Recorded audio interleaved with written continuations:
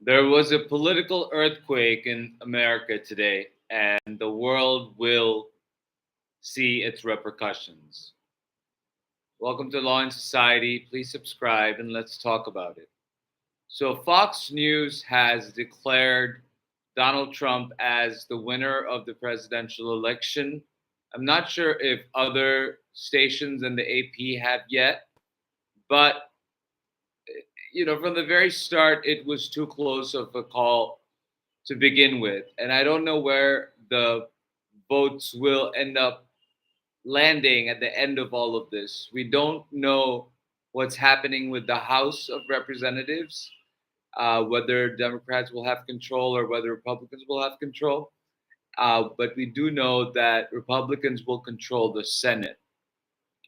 With that said, Donald Trump is currently giving a speech, which is kind of like an acceptance speech, but with his speeches, he's going on and on and on and on. So I wanted to come and tell you something that I think I owe it to you. I was wrong. I was wrong because there are many more Americans who think the way Donald Trump does than I thought.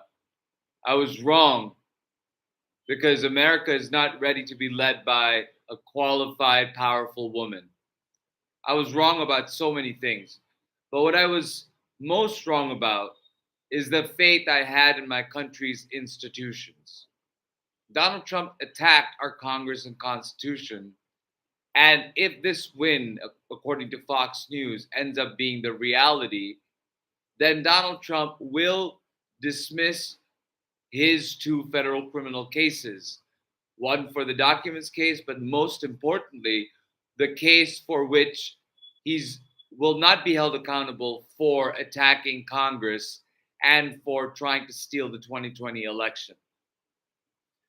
And that is that is as much Mitch McConnell's fault as it is the Supreme Court's fault. It is as much a fault of the institution of the Senate to impeach and convict at a Senate trial of something that is so obviously egregious and has to be addressed, but they didn't. They chose not to do it. And that's why Donald Trump will not be held accountable. The votes are not there for the people to speak up, and I find that to be the saddest and the most disheartening thing of all. Is that I really did not believe that there are this many people in the country I love who believe the way Donald Trump does, who think the way Donald Trump does. Today we took another step back to, you know, from achieving a more perfect union if the Fox declaration is to be taken as accurate. You know, today's projected win shows that the American people have an answer, which is to hell with the Constitution, and the rule of law depends on what your socioeconomic background is. America is the best place for justice in a justice system that you can buy. And now we'll see the repercussions.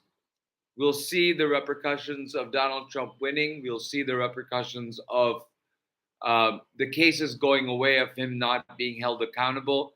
I wouldn't be surprised if Judge Merchan, um, you know, sentences Donald Trump to some sort of a fine and is done with it. And I don't know whether the Georgia case is going to go forward the way it was supposed to or not, because presidential immunity doesn't extend to those state cases. However, the two big federal cases, and in my mind, the only big case, which is Donald Trump's conspiracies to defraud the American people and to defraud uh, Congress, is now going to go away. It is the Donald Trump's Justice Department will withdraw the case, no matter how uh, much Judge Chutkin and the Biden's DOJ gets done before the change of the guard. But what I want to end with today is this: that we have to accept the win if it is the win according to all of the states, if it is determined that the election was free and fair. And those determinations will be made in the next couple of months. And I urge every American, even Harris voters, that we have to stand by the rule of law and stand by a peaceful transfer of power. That is our job. At this point, it is not our job any longer to see whether the other side accepted a peaceful transfer of power or not. But we have to. But before that, the court cases will happen, the recounts will happen, and we'll see what happens with Pennsylvania and the other states that have not yet been fully called. So, with that said, we have another 4 years of unpredictability and volatility. This election will have ripple effects all around the world. And, the biggest winner in this election is Vladimir Putin.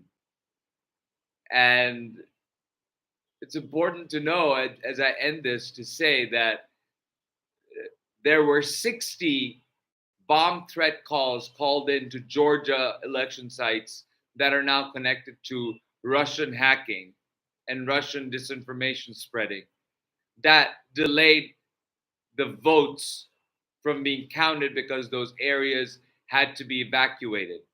So I don't know what else happened, and I'm not going to go into any conspiracy theories. Suffice it to say, for now, I'm not going to say anything at all. I'm going to just observe what happens in the next 2 months and then what happens in the next 4 years.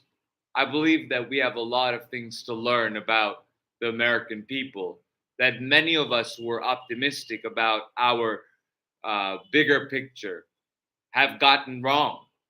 And so we have to see where we went wrong and we have to move forward. With that said, thank you so much for being here. You don't have to like this.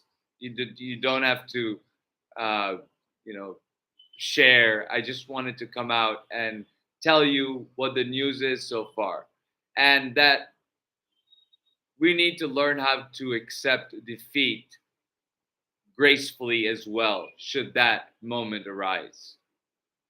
Take care, everybody.